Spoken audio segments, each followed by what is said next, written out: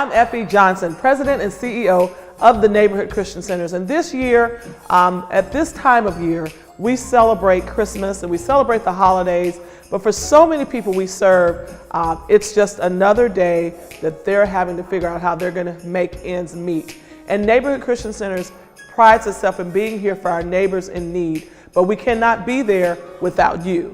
Neighborhood Christian Centers is a local organization that is supported by local people and folks that know about us all over the country, but no state funding, no federal funding. We depend on you, our neighbors, to support us. So please consider supporting us this holiday season as well as throughout the winter months, because we need your help. We need your help to stay open every day and to serve the 7 locations that we serve here throughout the city of Memphis. Memphis is the place we have chosen to work, we have chosen to serve. You're hearing our phones ring right now. Please call us. Call and make a donation over the phone. You can go to ncclife.org and make your donation online, or you can mail in your donation to 785 Jackson Avenue, Memphis, Tennessee, 38107. We need your help, and we need your help before year end. So by January 1st, you can help us with neighbors in need today.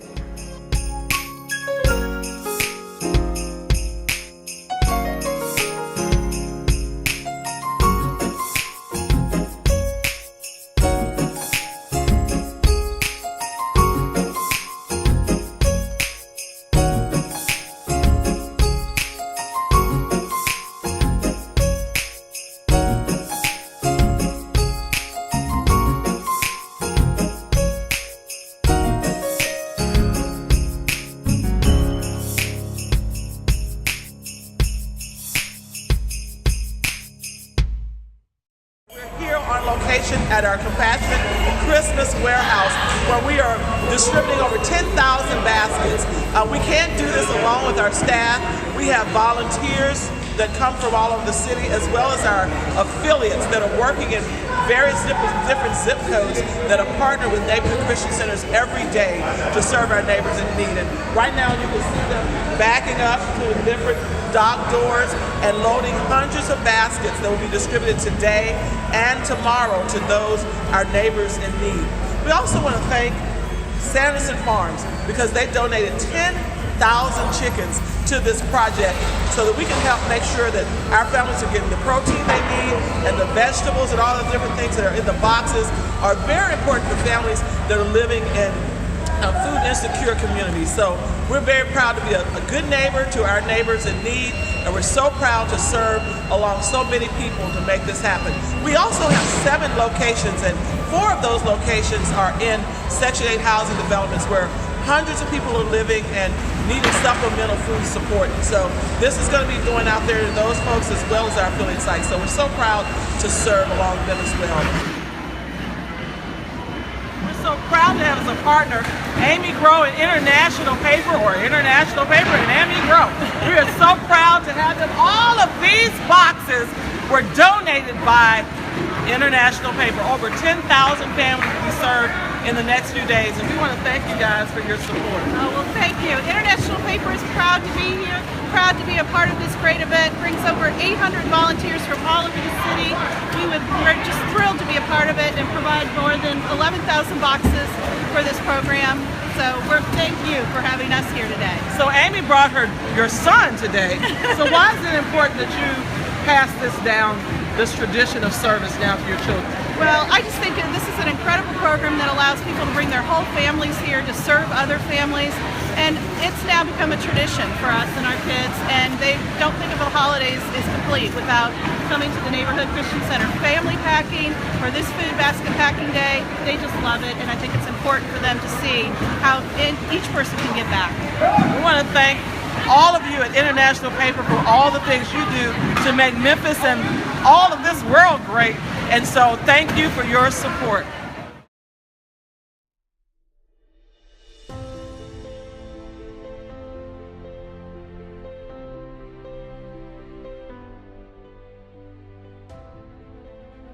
Our founders taught us that to properly serve those in need, you have to meet people where they are. Those in poverty have difficulty trusting others and often question their motives. NCC has been ministering to our neighbors in need for almost 40 years.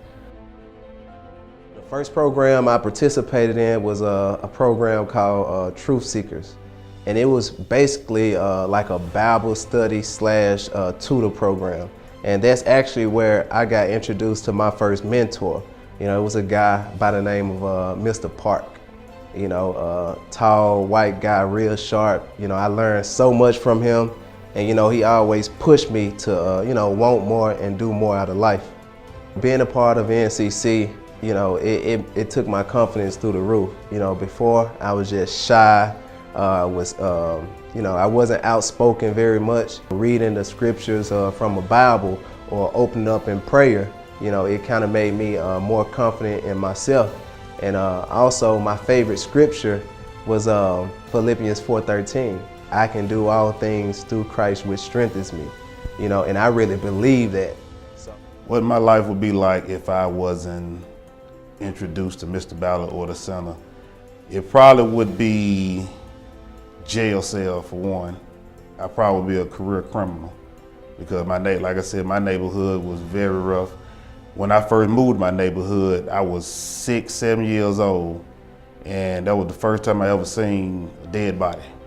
It was right across the street, so you know, it was a difficult situation. Everybody sold drugs, everybody stole cars at young ages. You know, it looked fun back then because they didn't know no better, you know. And I'm glad I was steered away from it, just put it like that. Growing up, you know, I had it rough. Like no silver spoon at all. I'm talking about, you know, welfare, food stamps, I mean, things of that nature. You know, I remember, you know, growing up with my grandmother, and I used to go with her and stand in a line to receive a box, and a box contained powdered milk. We didn't have Fruit Loops, we had Fruit O's, you know, and then we had the little carnation milk where you had to mix it with the water and the peanut butter in a can. And I remember, you know, once the peanut butter was done, you know, my grandmother turned that into a cup. So we actually had like canned good cups. Like, I mean, I remember this stuff like yesterday, you know, and, you know, being a part of NCC, it just pushed me to want more and, you know, wanted more for my family. How do you get more when you don't know what more looks like? NCC has a responsibility to engage our neighbors and introduce them to opportunities that will lead them to a better life.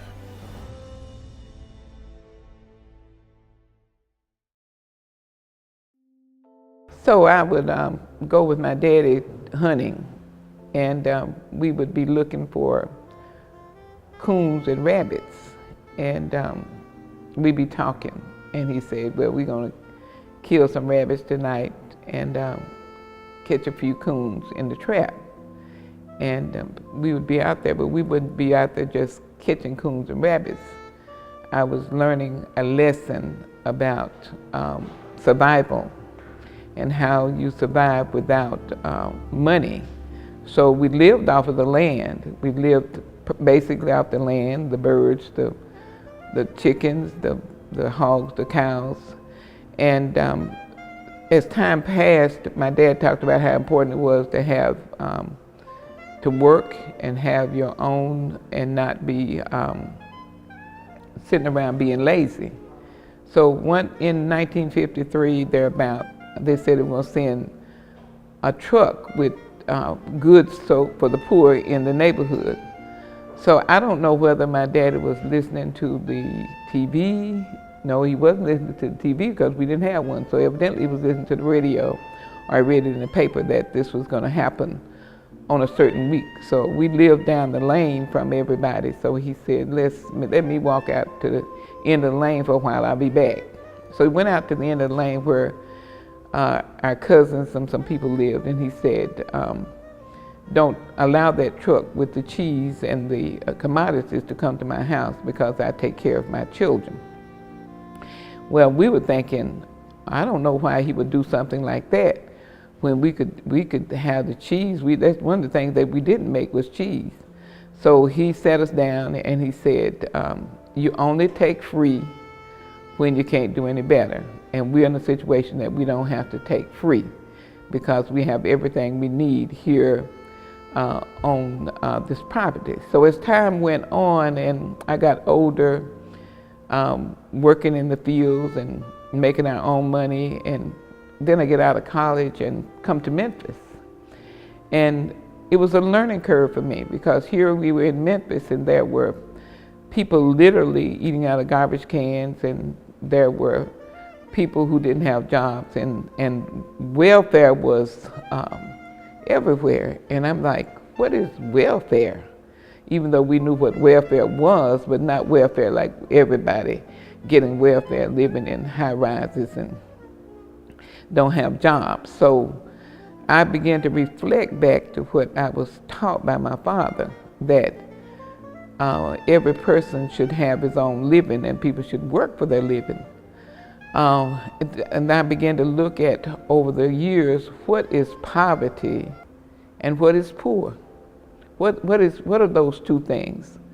So after, I guess, about 40 years, I figured out this, that poverty is when you are without and you have no means or way to do better, or you don't have a mind to do better. Poor is when you don't have, but you can do better when you get an opportunity to do better. So I began to look at those words, poverty and poor. So we have in many cities two things going on. We have poor people who are called poverty because they are not using their ability to do better, and they're not taking what they have and using it to their advantage.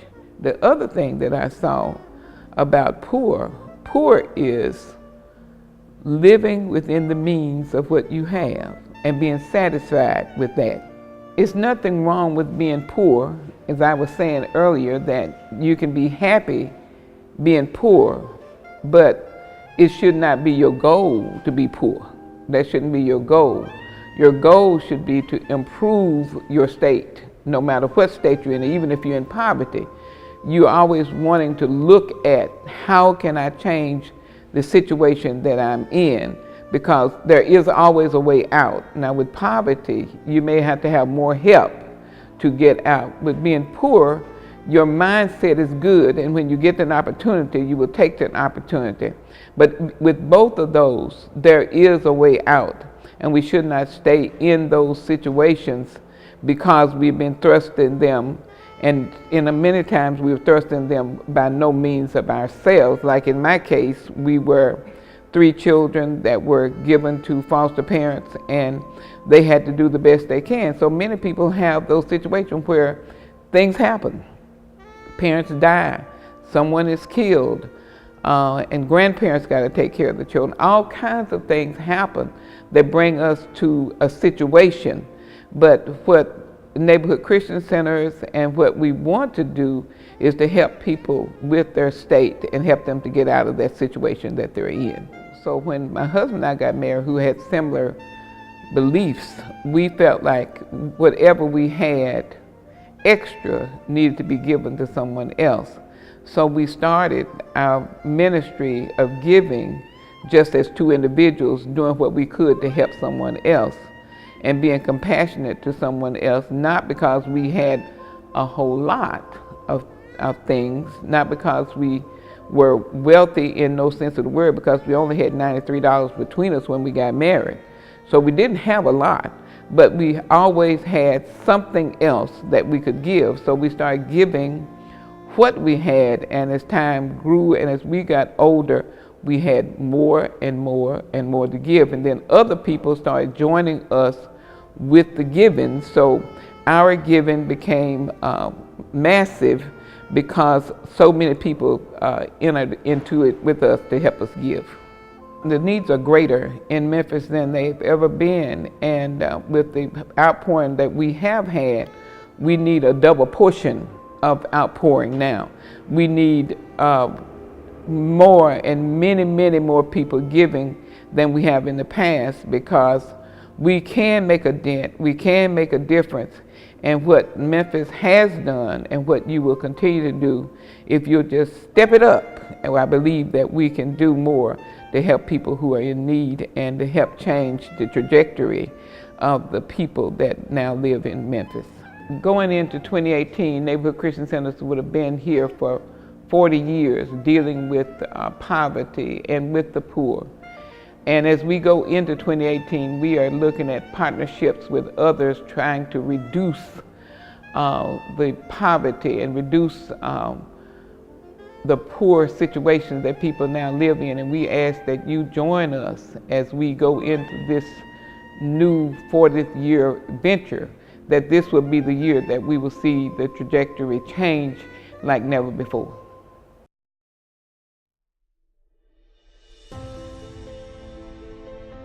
For the best opportunity to engage our neighbors, NCC has 6 neighborhood sites.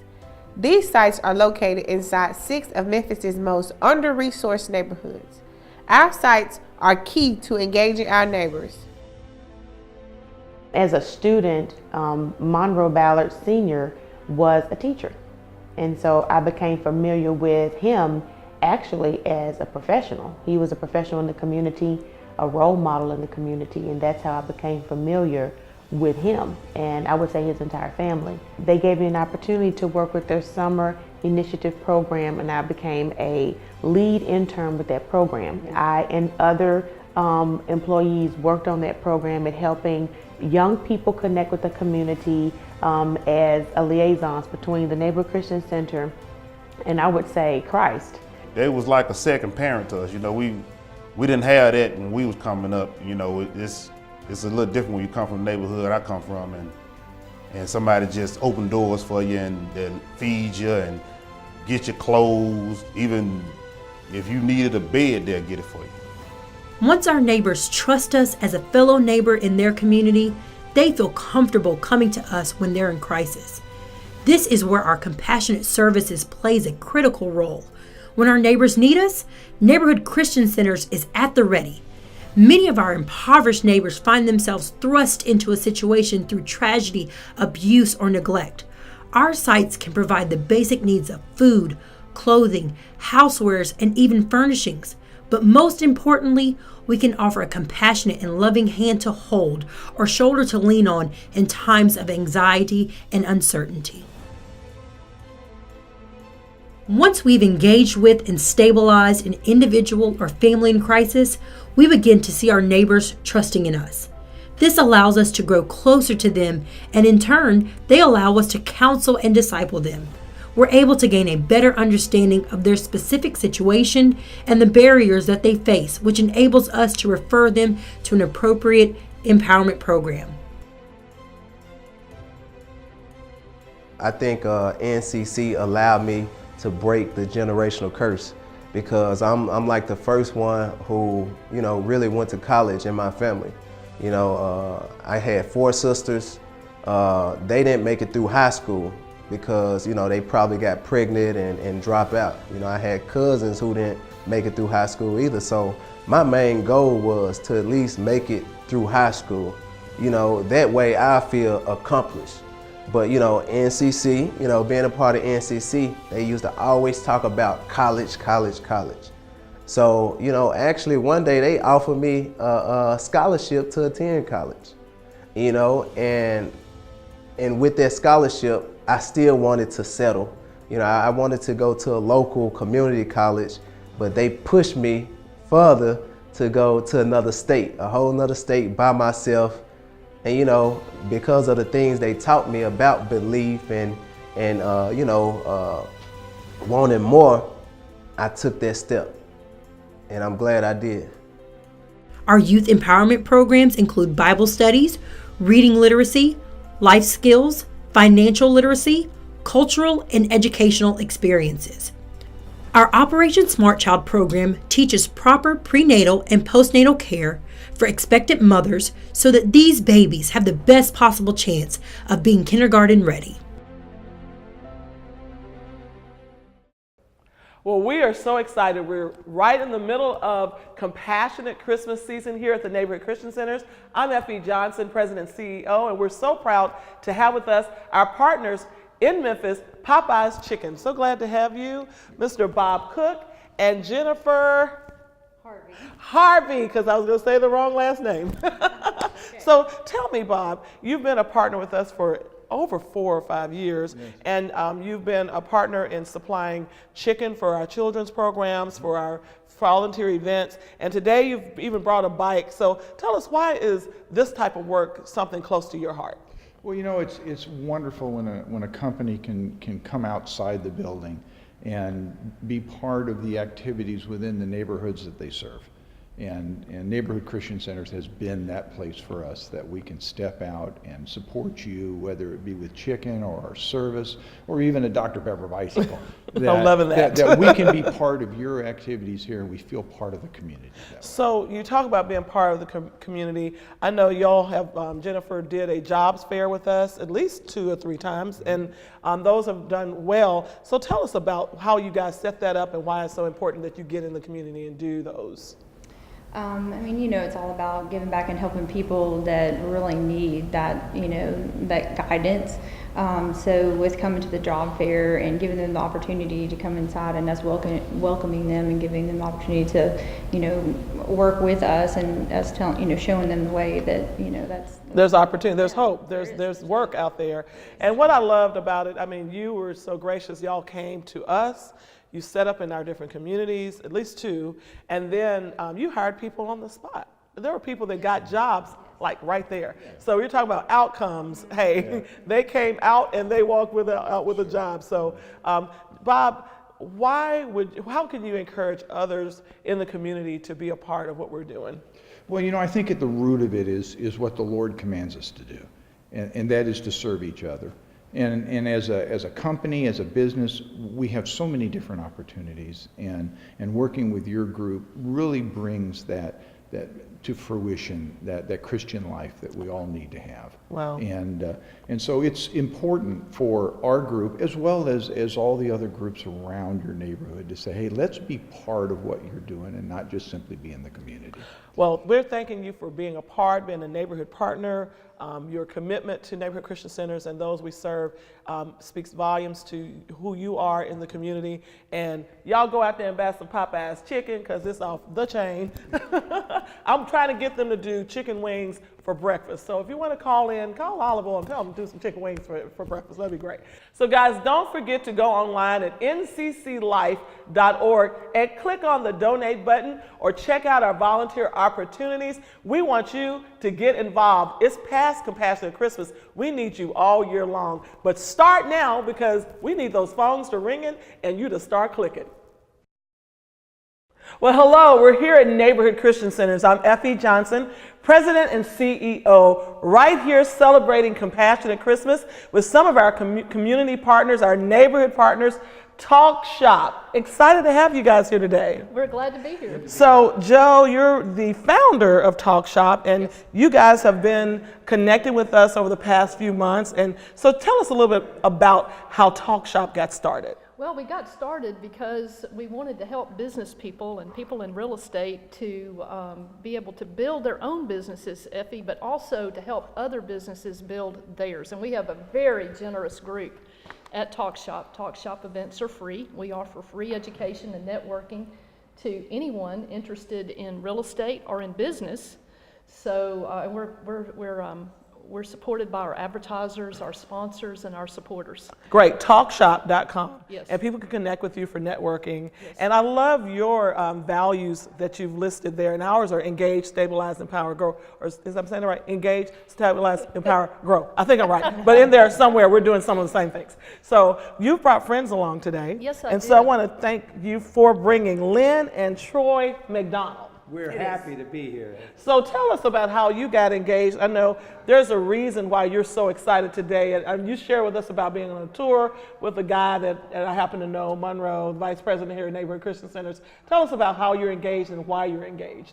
Well, one of the attendees at Talk Shop told us about the Neighborhood Christian Center, and Joe Garner and I came for a tour and we were blown away. You folks do so many different projects. You help the youth of our community, and we are just thrilled to be part of that, and anything our organization can do to help your organization, we want to do. Well, I know y'all did a really cool event where you've raised some dollars. I know you're going to share with us today about how much you've given. And if you want to do the same thing, we're inviting people to come along and do that. But you did something called a purse. It's called the Old Bag Sale. Oh, come on, tell us about it. Oh, it was so much fun. We raised $1,300 in about half an hour. Oh, wait, the studio audience has got to clap for that. That is awesome. We had a wonderful partner, Lance Walker, who is a professional auctioneer, came and auctioned off old bags. But it's got a double meaning because we had an old bag there. Troy, why don't you tell them about being an old bag? Oh, no, you did not do that. We did do that. You know what? She is something else. Well, Share with anyway, us, dear we friend. have a good time. I dress up as an old bag lady. Oh, walk my in goodness. With a bunch of purses in my cart. And then you can't open the purse. You bid for them, and then you open the purse up after the entire auction is over. My so goodness. you can't see. There were some $100 bills in there. There were $75 gift certificates. A lot of people donated to Talk Shop and, of course, the Neighborhood Christian Center. Just a great organization. About a half an hour, we raised almost $1,500. Wow. So that was just incredible. A lot of great folks we want to thank at Talk Shop. And I want to thank you guys also because you're going to be working with our end-of-year Compassionate Christmas party for our young people. And I know that you guys are helping them to celebrate the art of thank you. So if you would share a little bit about why you feel it was important to help us with this gratitudinal training. You know, Effie, what you are doing at Neighborhood Christian Center is, in my opinion, the solution to our city, and not just our city, but other cities. And it is reaching people while they're young and encouraging them and teaching them financial literacy, the art of gratitude, and how to conduct themselves in business. And that's going to give them an extremely big leg up in business for themselves. Well, we're so proud that you invested in that. The kids are writing letters of thank you. They've been understanding and better understanding why it's important to be reciprocal and connecting with other people and saying how much they appreciate others. Well, you know, we were at Mayor Strickland out of Chubby Farms here a couple of weeks ago, was talking about how to affect the young people in our city. And he said if we can get them reading in the third grade, at a third grade level, 98% of those people in that category will go on to graduate high school, which is a tremendous effect. So we do a lot of other things too, but the main thing is what you guys do here is just incredible. We are so happy to see the involvement, and you guys have really taken on the challenge. And I had an opportunity to listen to Kiki talk about what you do. She's amazing. It was so inspirational. I had actually tears. There's a lot of watery eyes when she started speaking, and just see the involvement that you guys have. I congratulate you. What a great job. Well, thank you. It is a team effort here at Neighborhood Christian Centers. We will be here 40 years in 2018. Wow. And what I'm proud about is that we have team members on our staff that have a heart and are so humble about connecting and sharing the message. There's so many great people here, and thank you for connecting with us, and thank you also for supporting our Love Builders mission. I'm glad to hear too I didn't have to dress up in my outfit. Well, you know, I'm sure that was coming. You never know. You know, we need a few more. We need another $1,300. You might have to put it back on. Okay. I'll put that dress back on.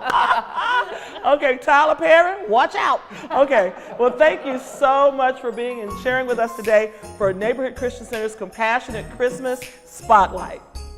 Thank you, guys. So what you've been watching all program long is the different programs that we offer here at Neighborhood Christian Centers, from our youth services, our youth Christmas events, our adult Christmas events, our adult services, our adopt-a family, our food pantry services. We have so many different things we do to help bring stability to families and to bring hope to families. And we need your help. We need you to call right now because we can't be here without you.